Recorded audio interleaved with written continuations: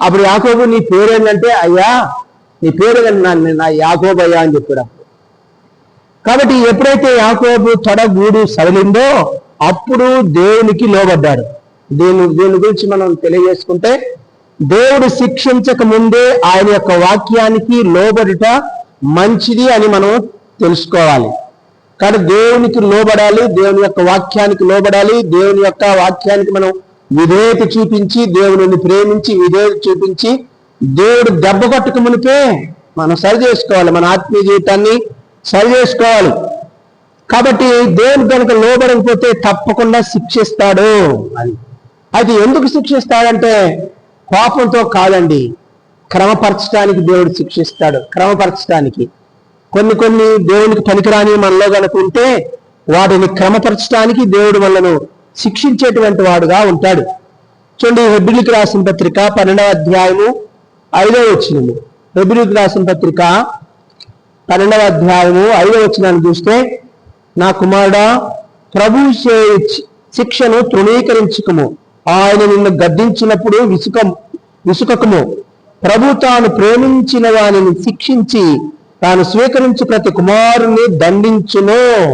చూసావా, ఇక్కడ యాకోబును మరి ఎందుకు కొట్టాడంట?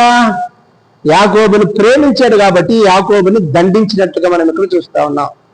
కానీ ఈ యొక్క వాక్యం ప్రకారం ఏం చేయాలంట? మనము దేవుడు మనల్ని మరి దేవుడు చేసే ఆ శిక్షను మనం తృణీకరించకూడదంట. ఆయన గద్దిస్తున్నప్పుడు మనం ఏం చేయాలా? లోబడాలంట. ఆయన గద్దిస్తా ఉన్నప్పుడు మనం విసుకోకూడదంట. ఎన్నిసార్లు గద్దించినను లోబడినటువంటి వారికి హఠాత్తుగా మరణము సంభవించును అని మనం చూస్తున్నాం.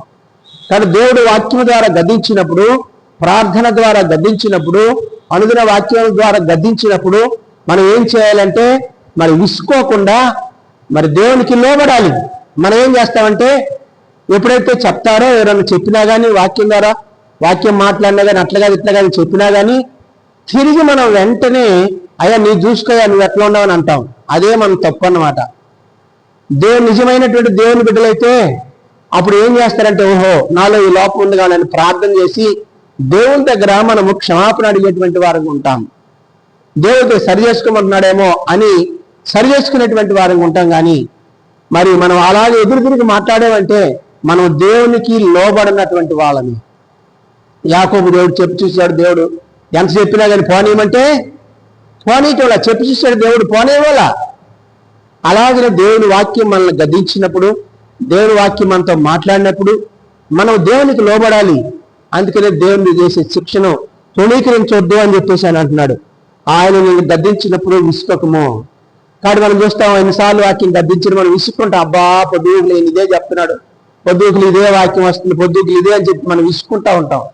అప్పుడు మనం చూడాలి, దేవుడు మనతో మాట్లాడినప్పుడు ఓహో దేవుడు నాతో మాట్లాడుతున్నాడు, నాలో ఉన్నటువంటి దాన్ని నేను సరి చేసుకోవాలి. యాకోబు ఎదురు తిరిగాడు, సరి చేసుకోలేదు. యాకోబు మొండి పట్టుదలతో ఉన్నాడు, సరి చేసుకోలేదు. మంకుతనంతో ఉన్నాడు, సరి చేసుకోలేదు. కానీ ఎప్పుడైతే ఆ మొండితనాన్ని, ఆ మంకుతనాన్ని తీసివేయడానికి దేవుడు ఏం చేశాడో, యాకోబును దెబ్బ కొట్టేశాడు. ఎప్పుడైతే దెబ్బ కొట్టాడో ఆ దెబ్బ భరాయించి తొడగూడు వసిలిపోయిందనమాట. దెబ్బబడిన తర్వాత ఏం చేశాడు? యాకోబు వాస్తవం